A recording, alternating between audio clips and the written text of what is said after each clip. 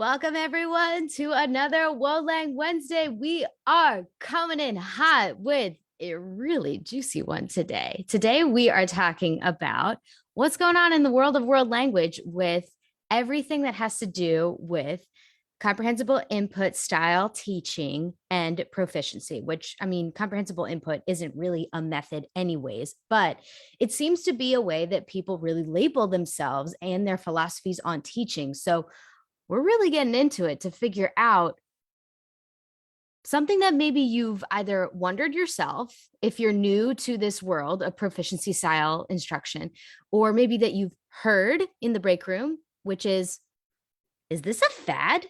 Like, is this something that's just going to come and go? So let's dive right into it and get into what is really going on with this teaching concept. Is it a fad? Let's find out. If you are new around these parts, hey, my name's Devin, and I am the teacher, author, and creator behind La Libre Language Learning if you teach French, and La Libre Language Learning if you teach Spanish. I used to teach both in my high school world language classroom, and 2 or 3 years into my instruction, I'm going to say like 3 because the first year was really a hot mess of it, as it is for everybody. I decided to make the leap and transition into proficiency. And as I was making that leap, I noticed that there was something really intriguing about this style of teaching. It was unlike many of my teaching colleagues who were in other fields besides world language, like, I don't know, social studies or science. Like if you were practical and comprehensible, like one of my teaching besties is Victoria Thompson, and she was a science teacher for a while, and she's really into STEM and STEAM. And that whole world seemed like can be comparable to the world of proficiency in that it can be considered kind of a newer idea in the world of teaching philosophies. It's very research based. It's definitely moving in the right direction towards getting teachers on board with a really exciting, engaging style of teaching that's based on research-based practices. But unlike the world of world language, it doesn't divide people like this whole idea of proficiency really seems to. And you don't really have that conversation, I would say, of, is this a fad? Is this just going to kind of go in and out? Or maybe in the science world, it does. If you're also a science teacher, ask your science teacher friends for me. But they didn't really have to have the same conversations that were, I would even say, get kind of heated in world language conferences that the topic of proficiency does. So that's why I thought it would be a really good idea to do a quick chat today about what everybody's wondering, but not a lot of people are really talking about. And that's, is this a fad? Is this whole idea of proficiency a fad? So let's jump right into it. Y'all, thank you so much for joining me as I get my screen all set up and ready to go. Go ahead and jump in the comments and tell me, 1, where are you watching from? What city are you in? And 2, what was the last restaurant that you went to and the last meal that you just had out? Because I'm going to spill everything and tell you what I just had last night and how good it was, because I'm still a little bit obsessed while I share this here. It has been such a long time, y'all. And I had takeout Indian food, and I got to have the chai tea this morning for breakfast. And I'm freaking out. It's been way too long since I have had that. I'm obsessed. I am absolutely obsessed with Indian food, and it's been way too long. Okay. Dun, dun, dun, dun. All right. Yeah. We're going to go and do the whole like desktop thing. And then I'm going to get you to this. You guys might see me here. Hello. So let me know in the comments below, when was the last time that you maybe ordered out at a restaurant, or if you got to go to a restaurant, maybe sat outside or something fun like that. What did you get? Because I want to know.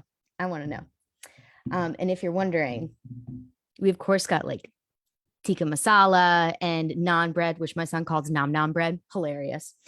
And what else did we get? I don't know what all the names are. I know we got paneer, and we got this delicious carrot dessert that was like creamed carrots with some sort of sugar, and I don't even know what, but it was so good. It was so good.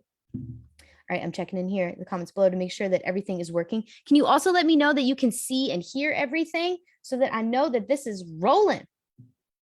Beautiful. This is looking good. Oh, y'all, I'm so glad to be here with you, talking live about my favorite thing, comprehensible input, proficiency, all the goods, all the goods. Let me get this up here. And in the meantime, hey, I'm Devin. Let's hang out. If you want to chat more about these topics, guess what? You can find me at all these places. I'm on YouTube and I post all of these classes for free after they are. So if maybe you're watching on YouTube right now, hi friend, then you're watching on the replay life. Let us know how cool the future is. I make curriculum on TPT. You can find me there for French and Spanish. Facebook is where I'm doing this class now. Pinterest, Instagram for inspiration, and I have a blog. So you can find me in all those places. And I should say that if you have any questions about this class too, that's the email address where you can find me at. I also have some links for you for this class that you'll be able to find below. And if you are watching in this class in real time live, you're going to find them in the comments as well. So I'm going to mention links, and don't worry, right after this class is done, I'm going to jump back in and put those links in there for you. Now, while I'm checking here to make sure that everything is running smoothly, here is something that I want to ask you here. What are you going to get out of our time together here? What are you going to get out of our time together? Set your intention and your action plan. So I know that you're here asking like, woo, what's the answer to this super juicy question? Like, is CI a fad? But really, time is your most valuable asset. And at the end of the day, like, we're going to gossip a little bit, but also like we're here to learn things. So, and this is your most valuable asset. So I'm going to ask you at the end of class again, what are you going to do this week if it's only one thing? Because I'm all about the 2% better rule. And we'll talk about that more at the end as well. Dang, I'm having trouble getting my stuff to show up here so that I can see the comments, but don't worry, I'll figure it out. And in the meantime, let's just keep rolling because that's what we got to do, right? Okay, so I want to put this in here in case you are new around these parts. If this is your first live class with me, A, welcome. And B, I've got a lot of them. And the one before this is all about what exactly comprehensible input means and what exactly proficiency means and why it matters. So if you are new around these parts, and if you're very new to comprehensible input, welcome to the party. We have jackets. Welcome to the dark side. And make sure that you watch last week's video. It's a short and sweet explanation of what all these terms are so that everybody's on the same page. But in order to keep this class short, I'm going to assume that you've got access to all that good stuff. Or maybe you've, been around the block a few times and you're ready to just ready to jump right in. But if you would like to, I'm going to link that video after class so that you can see video in the series number 2. And today we're going to be answering what you may be thinking and what some of your colleagues are probably saying, which is this. This is part of a series, Start with CI, a nice little back to school series for you, which is number 3 today. Is proficiency and comprehensible input a fad? And one more thing, without further ado, you can grab the schedule below for the whole class series. There's going to be one every Wednesday, same time, same place, 4 p.m. EST. So you can grab the schedule below after class here and you'll be able to see what all the topics are today. But without further ado, let's jump right in. So let's get us all on the same page and focus in on this here. Oh, good. All right, I'm finding everything here. Yay. All right, here we go. So, yay, I can finally see all the comments. Y'all, I'm so excited to see you here. It's a juicy one, right? First of all, this is one of my favorite quotes. I share it all the time because I think it really focuses in on what we're talking about here. If you are focusing on proficiency, you're focusing on what students can do with the language. I talked at length about this in last week's video. So we're just going to make sure that this is where we're really framing in on what's going on here with our terminology. And that comes from the language educator, from Alyssa Villarreal. Whoops, previous one. Let's go to siguiente. And one term that we want to keep in mind is the word input, because it's going to come up.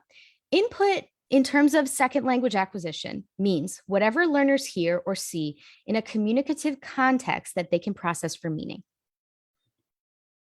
To build on that idea, comprehensible input in its barest bones definition is whatever input that language learners can understand. That's the barest, simplest version of this definition. Now, what has happened to this definition is lots of exciting things, but also some confusing things. And that's why we're here today, to talk about, like, is this a fad? So what's happened to this is that not only has this become an essential piece of second language acquisition is that it's also become a belief system around teaching language and a style of teaching language, not a method, because there's lots of ways that you can use comprehensible input in order to teach for proficiency. But it has kind of become a style recently. And it's also become kind of like a tagline that people use in order to describe how people view their own profession and what's important about teaching language. Now, you might be thinking to yourself, like, okay, where are you coming from though? Full stop. Let me tell you something though. I use this tagline all the time. I use this tagline like every day. I use the term comprehensible input teacher to describe myself, as well as to make sure that I'm attracting the right people to my conference for world language teachers. It's called Practical and Comprehensible. And I put in the tagline there that it's for comprehensible input teachers. I use the term too. So let's be very, very clear that I think that it's an exciting term, but also that it gets pretty convoluted. So we're here today to kind of like fish it all out and spill the tea. But this is what I think is going on here.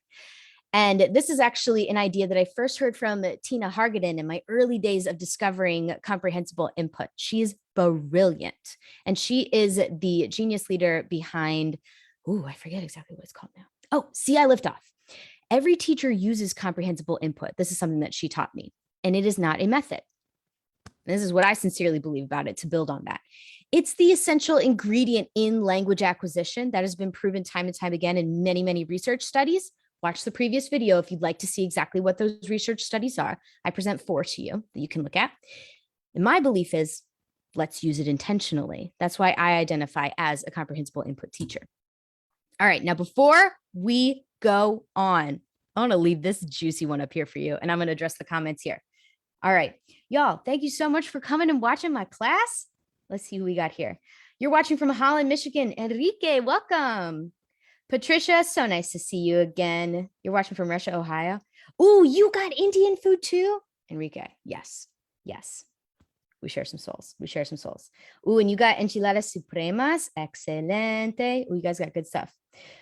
Karen, you're watching from Fredericksburg and you got local Italian restaurant. I'm rediscovering Italian food. I don't know why I left it on the shelf for so long. Oh my gosh, it's amazing. It really is. So Enrique wants to know, that's what I want to know. Is this a fad or not? We're going to find out. We're going to find out today. We are going to find out today. Y'all, I'm so excited that you came here and that you're just making me hungry by telling me all the things that you're eating. But I've got some more Indian leftovers to eat tonight. So I'm really excited. Oh, I didn't even ask you about this one. I just left this juicy piece up here just for you to ponder for a little bit. But let's talk about this one. Let's spill the tea for a second. Okay, so I've addressed in a couple of trainings, really, a lot of the research behind why comprehensible input is a great way to approach second language acquisition, and really why it is the essential ingredient in second language acquisition, and why I decided to make that switch in my classroom. Go to my blog. You'll see lots and lots of blog posts. I have a whole page that's just second language acquisition and research there. And you can watch all kinds of free trainings on there if you would like to. But here's a real question I want to ask you, because this is something that I've always thought about this. Why does it feel so culty sometimes? Have you ever gone to any kind of world language training, any kind of ACTFL presentation, any kind of anything that a department is putting on, and somebody starts talking about proficiency, which is, by the way, a research-backed idea, and what ACTFL is asking all world language teachers to do, and has been asking world language teachers to do since the 80s. But it's got this weird cult-like vibe to it, because people who buy into it, like myself, you know where I stand on this, if you've been following me for a while, that they have to take this stance and defend themselves about it. And it also kind of has this it has a little bit of a culture to it. People use terms, they talk about it a certain way. They have blogs, they share about their classroom all the time. They're taking pictures and all these things. And you're like, what is happening? What is going on? What is the secret behind this world? Why does it feel so culty sometimes? Because I know that other teachers are not doing this. And let's spill some more tea, because this is real. this is real. Like, I'm going to be like straight up real with you. Like these are things that I know that you're probably feeling. I'm not trying to read your mind, but I've heard this many a time, and I know I have felt this way. Here's the deal. Comprehensible input rich methods, very often labeled as CI teaching, is not really a fad, but it often feels like one because education is plagued by trends. It's plagued by trends and unnecessary sweeping changes. Like, who remembers flexible seating? We all remember that. Maybe a lot of you use it. I mean, I never even like went down that road. Never even went down that road because I took like one look at it and was like, trend, not for me. However, I will not ever knock it because plenty of other high school teachers in my building loved it and were all about it and went and got all these couches from Goodwill and all these cool seats and everything. And it transformed their classroom and they freaking loved it. And like, if it works in your classroom, then it works in your classroom, whatever.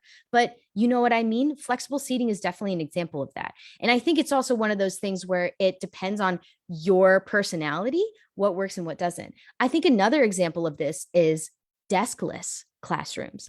I would never, ever, ever in a million years label this as a trend because I think deskless classrooms are incredible. They're incredible.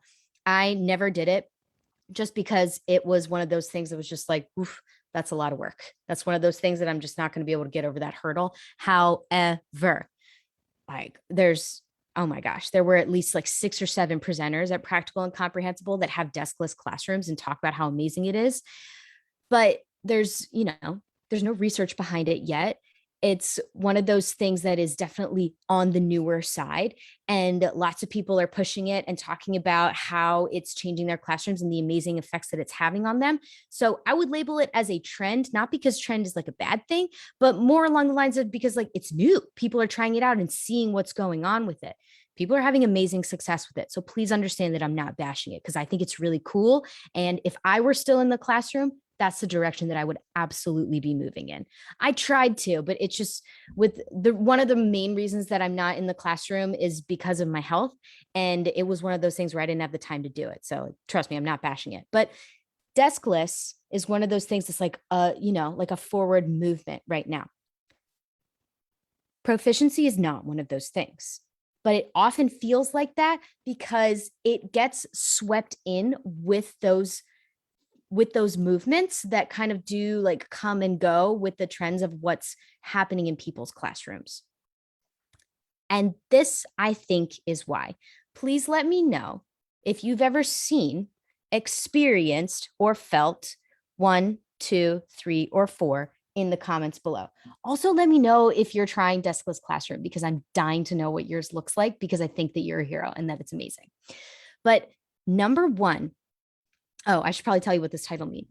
So I had 5 years experience in the classroom before I went full-time to support y'all behind the scenes. And my first year teaching, I wanted to do comprehensible input style teaching, but I just had so much going on as a first year teacher, I couldn't. So I decided to do the second year. And in my second year of teaching, so my first year with comprehensible input, as I started exploring things, I couldn't afford to go to a training yet. So I went to where everybody who's trying to start comprehensible input goes. I went looking through all of my old research from my teaching practicum and all that good stuff. And then I went to the way more exciting world, which is all of the blogs that are out there. And this is what I started to notice.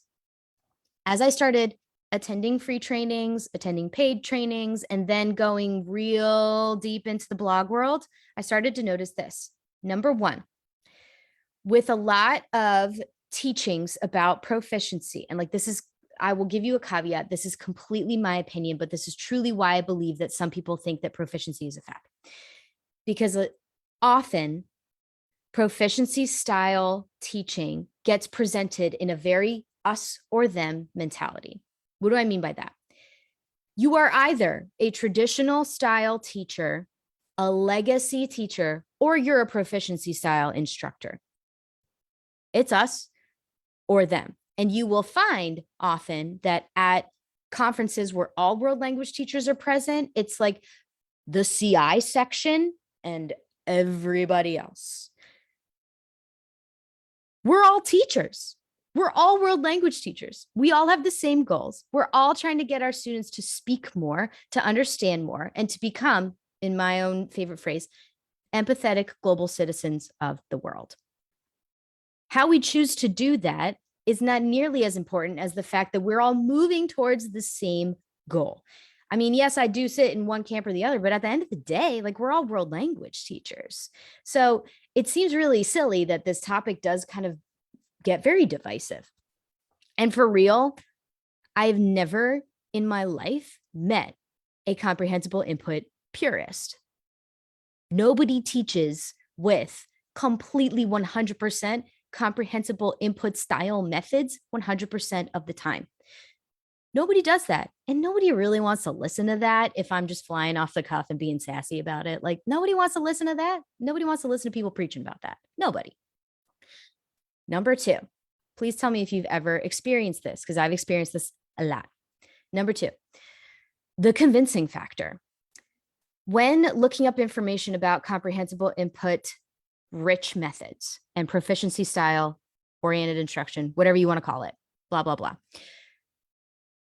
People spend more time convincing teachers that it's important and necessary than giving them easy to use tools to actually do it. So there's all this time that we spend like providing the research, providing and doing like all this convincing work than actually like letting people do it. And this is a huge barrier to entry for people, because I think in my experience so far, and this is just me anecdotally, but put in the comments below if you've ever felt this way. Hey, Tristan, welcome to the party. RBs, you have the meats.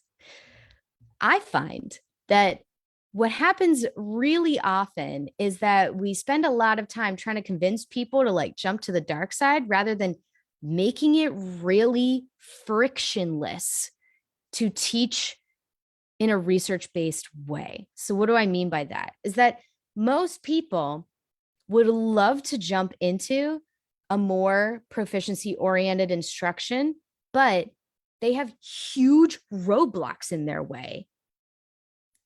They don't have a curriculum, maybe even to start with, let alone a proficiency-oriented curriculum.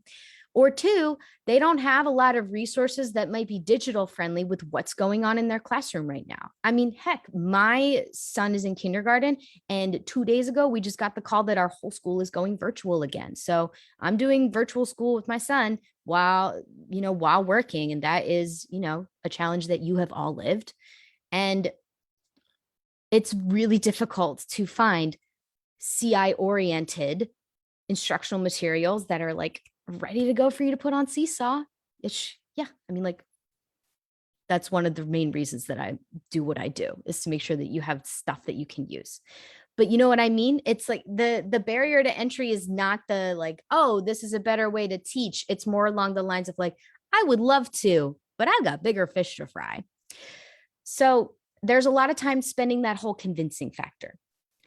Number three is this hilarious thing. Number three, let me know if you experienced this one in the comments below, of terms and titles. And this is what I mean by the cultural impact of this teaching method is so real. And as a world language teacher, it's kind of fun to see it going down in the world language world. The whole terms and titles thing of how people identify, it's like Mean Girls, like watching everybody at the cafeteria. We got the CI teachers, we got the TPRS teachers, we have the immersion instructors, the 90% teachers, the 100% immersion teachers. And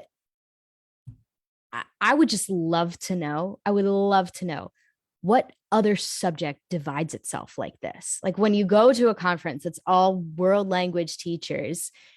Usually what you find is that the Italian, the German, the French, and the Spanish teachers are all sitting together and hanging out, except for when it comes to like the diehard CI or proficiency teachers are all sitting together and hanging out. And you're like, what's going on here? It seems really interesting to me that this has started to happen in our field. And number four, I would say that there's the style, like the characteristic that often gets attributed to this. the style of teaching that often gets attributed to proficiency oriented methods, which I would say is more of what gets seen on Instagram and, well, I guess I shouldn't say Instagram, but more on blogs and things like that, is that it's lots of very theatrical teachers. No hating. I'm absolutely a product of theater. I'm a theater child, but I was not a theatrical teacher. Lots of stories, people who are reading and creating and writing stories every day, like these really intensely creative teachers doing really, really unique and creative things. More power to them. Amazing, like stuff that you're jealous of. Stuff that requires like 3 or 4 years of training, it seems like, to really start implementing. A lot of like silly voices and puppets, like people who are really into puppets and stuffies and things like that, and things that where they're doing stuff that I would never in a million years would say is in the average teacher toolkit. So it gets associated with, because creative teachers love this teaching style because it appeals so much to them, and because that teaching style is outrageously engaging. Like, have you seen some of those teachers on YouTube? Like, I want to be in their class. But that, I find, is when students come into practical proficiency, which is my program about like how to transition to proficiency, or even when students come to trainings like this and they're new to the idea of comprehensible input, they assume that that's the style of teaching that they are required to do in order to be a proficiency oriented teacher. So full stop right here. And I will tell you that this face right here, I didn't do any of that. Even though I love those things. Like I'm total theater junkie and all those things, but I was not into doing that kind of stuff in the classroom because it's really draining for me. It's really, really draining for me. I did stories.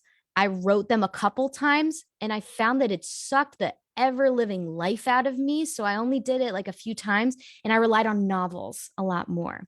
What I like to do in the classroom a lot more are things like special person interviews. That was absolutely my jam when I was still in the classroom.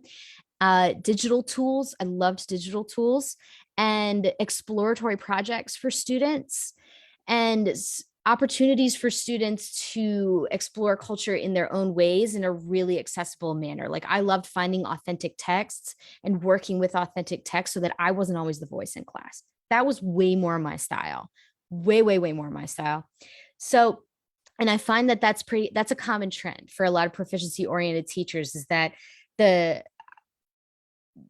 whole idea of the very highly vamped theatrical version of comprehensible input style teachers is actually not the majority of what proficiency oriented teachers are doing in the classroom, which is why a lot of this feeds into this fad idea, because a lot of that is not, it's all amazing. Like, please understand that I'm not hating on all of it, but that it does kind of feed into, like, if you're new to teaching and you're looking at all this, like I was, it feels like, is this something that's going to last, or is this something that's really for everyone? Because it doesn't sound like it. It sounds like it's a highly specified method of teaching that's really for a certain personality. And so I ask that often at comprehensible input style trainings, to be like, do I have to do all that in order to do this? And the answer was always a resounding no. You can teach however you want to, as long as you incorporate input in an interesting, compelling way. We've just found that there's a lot of these things that we can do that work with our personalities. And I mean, when you think about it, like, the people who do a lot of comprehensible input style trainings are the kinds of people who love to be on stage and do silly things. So it kind of just works out that way. It's more of like a personality bias. What are you thinking about that so far? Like, let me know in the comments below for like all of these before these, because this is all, I'm about to show you some facts, but this is all just my personal opinion of what I experienced as I entered the world of comprehensible input. Is I felt this way as I explored this world for several years. And now, being a professional in the field of comprehensible input style teaching, I still feel this way. So let me know what you think about that, whether you've ever experienced 1, 2, 3, or 4. Now, let's take a look at some myths to overcome, because these are real. And this also plays into the idea of, like, is CI a fad? And again, we're talking not about a method, but more like a style of teaching, because that's really what it gets called. First of all, the idea that is very prevalent in world language that does get pretty divisive at times, like unnecessarily so, because it's just a thing, but that grammar equals rigorous instruction. But this is actually false. This is definitely false. And one of the reasons that this is false is because grammar really does lend itself more to rote memorization, even though grammar is harder. So it appears to be more rigorous because the concepts are difficult, but what's actually going on is a lot of memorization and plug and play. It's not really as rigorous as we think it is, regardless of the fact that there's a lot of research to debunk the idea that, grammar is a touchy topic. Grammar's not your enemy. Grammar's just a tool, right? Like, we're not here to demonize grammar. I used to use grammar a good bit, but that is definitely something that does play into and adds to the confusing narrative around the idea of proficiency. So keep an eye on that when people use that, because it's false.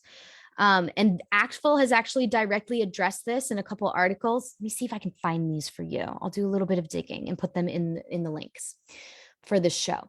But ACTFL has openly stated as well that what is actually more rigorous is the ability to communicate in real time with a communicative task using only what is present in your mental representation. That is actually much more rigorous than being able to label, understand, and dissect certain features of language and grammar. Like when we use the term grammar, that's what we're talking about. All right, so the next thing that we'll roll right into is this idea that's really important. I talked about it at length in our last class. Don't worry, I'll link that in the show notes below. Ernie agrees. You'll probably hear my dog coming in to put in her 2 cents. Being able to pick apart and describe language features, a lot of the legacy methods really do focus on this. It leads to better use of language features in communication. Full stop. That idea is definitely false. That idea is definitely false. Hi. The next idea is that mechanical practice, like the idea of doing drills, my son just came in, so you're probably just going to hear a lot of background noise. But the idea that mechanical practice is a legacy of World War II language programs for soldiers created by the military in order to help soldiers as they were encountering a lot of language situations where they need to communicate. But it's actually not supported by linguists or any kind of linguistic studies. And it was definitely made popular by habit formation psychology in the 50s and 60s, but it was actually later debunked. So all of the stuff that we do with drills is no longer supported by research, but it is pretty entrenched in language classrooms just from habit formation stuff. And it needs to go. It needs to go. But you can learn more about that. You can learn more about that in the previous class. And the last one, let's go ahead and quash it. Ready? Proficiency-centered instruction with emphasized comprehensible input levels is a new idea. This is false. It's actually a continuation of the communicative methods of language that were presented in the 70s. And then with 80s research, many of which I presented last week that you can check out, that's really where it comes from. And then it's just adapted some newer terminology. So this idea has been around for a long time, but it's morphed into what it is now. It's not a new idea, and it's certainly not going anywhere. Thanks for being patient with the background noise. I'm sorry, y'all. There's going to be captions below, so you'll be able to read everything, I hope. But let me know if you need a recap for any of that. Now, the last part here, as we wait out this dog, is let me know, what is the one thing that you're going to do this week to get 2% better?